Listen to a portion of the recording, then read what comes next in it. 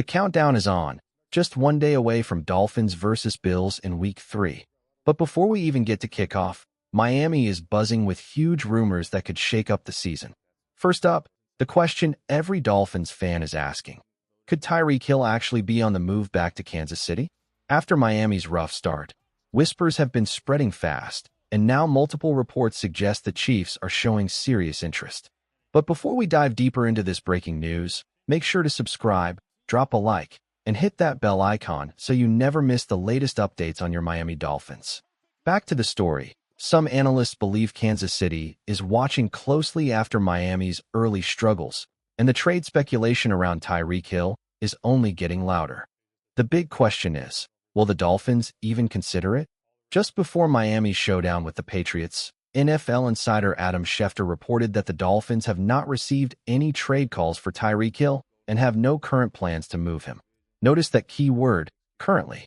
In the NFL, currently can change overnight. Here's the reality. If Miami struggles heading into the November 4th trade deadline, it wouldn't be surprising to see big names on the move.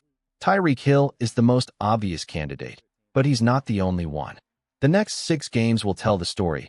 Buffalo, the Jets, Panthers, Browns, Chargers, and Falcons.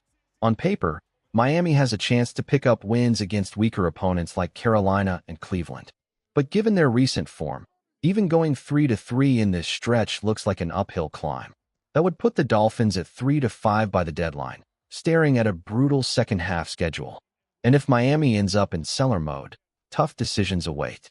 Tyreek Hill's name will dominate the headlines, but veterans on the defensive front, including Bradley Chubb, could also draw serious trade interest. Another name in the trade conversation is Jalen Phillips.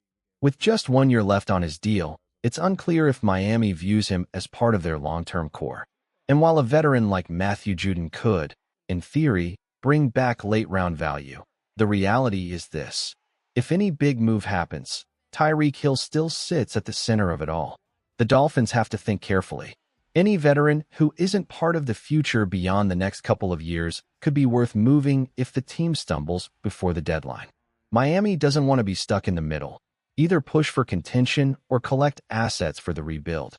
Now, there's another layer to the Tyreek Hill situation.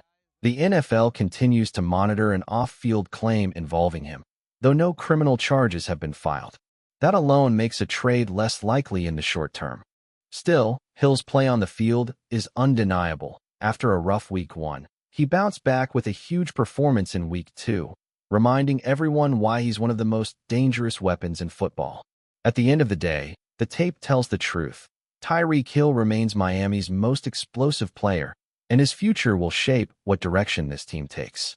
When you turn on the film, one thing stands out. Tyreek Hill is consistently creating separation. The problem hasn't been getting open. It's been the execution. Whether it's Tua underthrowing him, missing him on timing routes, or heavy pressure forcing the play to break down, Miami has left big opportunities on the field.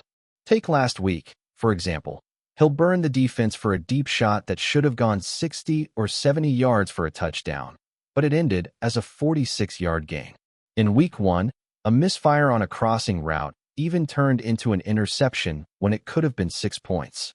The openings are there. The connection just hasn't been consistent. That's why, if rival teams are evaluating Hill, the tape actually strengthens his value. He's showing he can still dominate, and the numbers would look even bigger if Miami hit on those missed chances. So, what could the Dolphins realistically get in return if they made the difficult choice to move him? Analysts suggest anything from a solid third-round pick, potentially conditional and rising to a second, to a package of multiple mid-round selections. That's the kind of capital that can reshape a roster. And if there's one team to watch, it's Kansas City. Their offense hasn't looked the same early this season, and a reunion with Hill could be the spark they desperately need. Let's shift from trade speculation to another area Miami must address, the secondary. The Dolphins' pass defense has been a glaring weakness through the first 2 weeks, and if they want to stabilize things, adding a veteran cornerback could be the answer. Who's still available? 3 big names remain on the free agent market: Stephon Gilmore, Asani Samuel Jr., and James Bradberry. Realistically, Bradberry looks past his prime, and Samuel is sidelined until at least late October with his neck injury. That leaves Gilmore as the most logical fit. Even at this stage of his career, Gilmore brings leadership, experience, and the kind of consistency that Miami's defensive backfield desperately needs. He may not be the all-pro he once was, but compared to what the Dolphins are rolling out right now, he would represent a clear upgrade.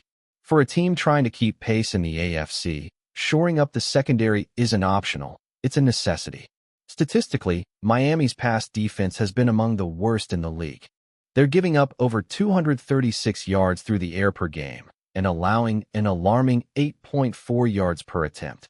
Numbers that simply aren't sustainable if this team wants to compete. Looking at individual performances, it's been rough across the board. Storm Duck, in limited action, surrendered a perfect passer rating when targeted.